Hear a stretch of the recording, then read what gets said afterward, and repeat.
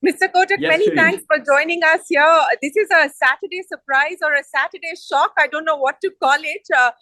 But take me through why you felt the need to make this decision. We spoke barely a week ago. You didn't give any indication on how soon you were anticipating to make this change. You did, of course, talk about succession, but you didn't give any indication or a hint about the fact that you were looking at this decision being barely a week away. So, Shereen, the bank is required by the Reserve Bank to have three senior positions step down no later than 31st of December, which is the chairman, managing director, and the joint managing director.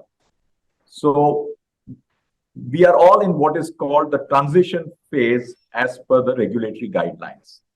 And since all three of us were supposed to be going out before 31st December, I felt it appropriate that we sequence the transition. And therefore, I took the decision and went to the board with my resignation. And the board has accepted my resignation. At the same time, has appointed Mr. Dipak Gupta in the interim as the Managing Director and CEO, subject to RBI approval. Mr. Dipak Gupta's term also ends on 31st December. The bank has also confirmed today that it has made its application for the new CEO well in time to the RBI, and we are awaiting RBI's approval on that. Therefore, it is a sequencing process. I step down today. Subject to RBI approvals, Mr. Gupta continues in the interim as the CEO up to 31st December. And hopefully, within this period, we will have RBI approval for the CEO, who would then take charge from January 1. So this is a very thought-through sequencing process. And our current chairman also retires on December 31. Well, Mr. Kotak, apologies.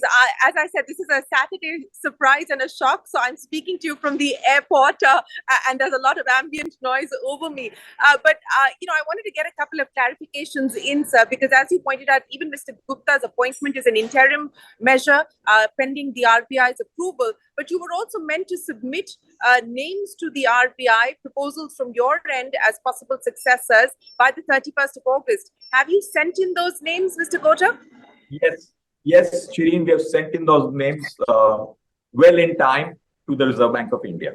And I would also like to clarify that the board has appointed me as a non-executive director on the board today.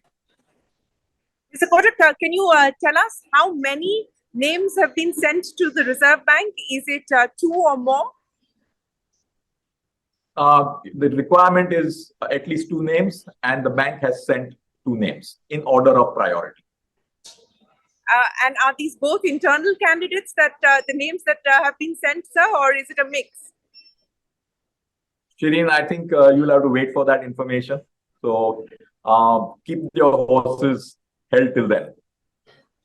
I'm just trying to understand what the next course is likely to be. But Mr. Kotak, as you wrote in your statement and as you said in the interview that we did barely a week ago, that you have managed to build an institution that will hopefully outlive its founder, and pretty much on the lines of what has happened globally with financial institutions. You named some of them as well. How confident do you feel at this point in time in being able to hand over the reins, hand over the baton as you make this transition, as you make this change? Shereen, Kotak Mahindra Bank now has more than 100,000 employees as a group. As you know, we started this in 1985 with 3 employees, 300 square foot office space in Flora Fountain, Mumbai.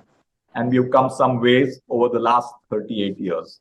I see the strength of our management team, the depth of our institution as quite outstanding. And I'm very confident that the institution, Kotak Mahindra Bank, which I'm also very proud, is a majority Indian-owned institution, will play a major role in the future of India. I know you're stressing on the Indian ownership aspect, and I know that is something that that you have subtly as well as directly, many times sort of tried to re-emphasize the Indian ownership of the bank versus the large FII holdings in others. But Mr. Kotak, couldn't this have happened in December, which is when your term was meant to end? That was the expectation as well. Why the need to do this? Because even Mr. Gupta's appointment is an interim appointment, is an interim measure. So could this not have just happened in December? I mean, one is the point of sequencing and transition. We think it is important that we sequence and transition. The second, as you know, probably, that my older son's marriage is there in November. So I have personal and family commitments as well, which I would like to give fair attention to. And then the proximity thereafter to my retirement and the marriage was also very small. So keeping all these facts in mind, I've been mulling over this for a while. And I just felt that it's better that I move and step down in good time rather than hanker till the last date. Well, congratulations on the news of your son's wedding, sir, and my best wishes to you. But Mr. Kotak, you talked about sequencing, and this is, in a sense, the first big step in that sequence that you are laying out up until December. Of course, the regulator will have a say in each one of these measures and each one of these steps. What next now in terms of sequencing from here on? So I think we, now that we have taken this step, we await a decision on the CEO. We've also made an application for the non-executive chair, for which again, we will wait from the RBI for its decision. So both these are important decisions which we will await from our regulator. And extremely important for us is to make sure that the institution from the minds of the investors continues to perform. It's a very stable institution. It has got solid financials. And we want also to make sure that we reduce the uncertainty in minds of investors as we go forward.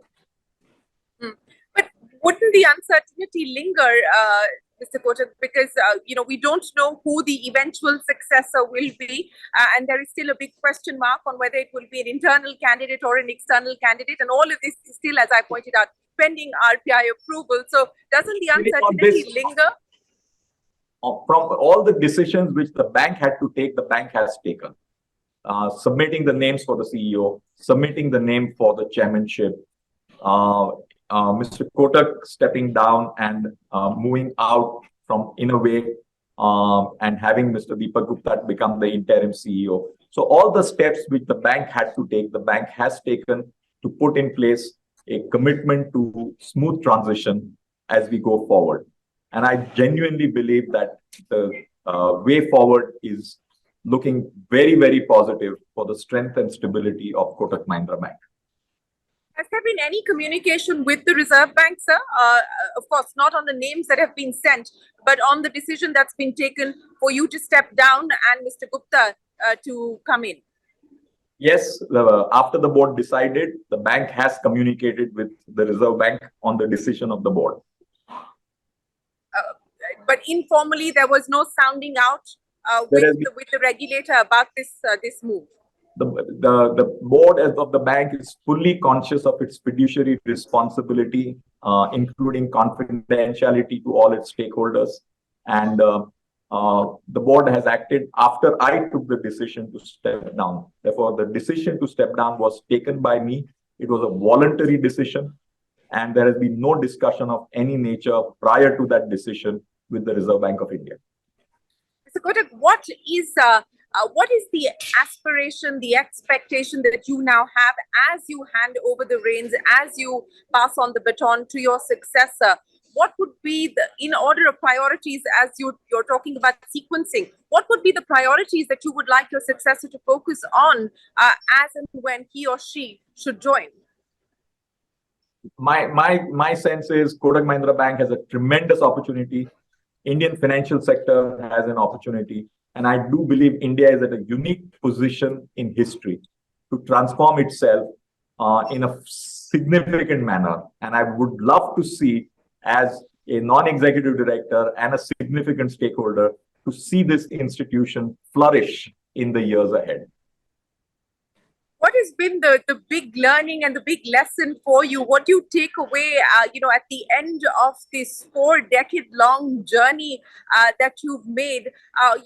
As you reflect back, Mr. Kotak, what are some of the pivotal moments that really define your journey and the bank's journey? I think the most important message which I take for myself is what you create must outlive you. And there has to be passion, there has to be purpose, and there has to be process. There has to be trust and transparency as you build the institution along the way. And extremely important to preserve the essence of entrepreneurship, even in one of the most regulated sectors. Right. Mr. Kotak, before I let you go, how do you feel today? Because it is a big decision. I would imagine it's a very emotional decision as well for you. As you made this voluntary decision, as you took this voluntary choice, what were the thoughts that were going on in your head, and how do you feel about that today? No, I am really very grateful to all the stakeholders, to the board, to the employees, to the regulators, to all my family, friends, and all others who have helped me live my dream. Mr. Kotak, it's always a pleasure. We wish you the very best of luck. Thank you very much for joining us on this big breaking story this Saturday afternoon. We'll hopefully have a much more detailed conversation as the regulator weighs in with its approvals on the decisions that have been taken. But as always, many thanks for joining us today.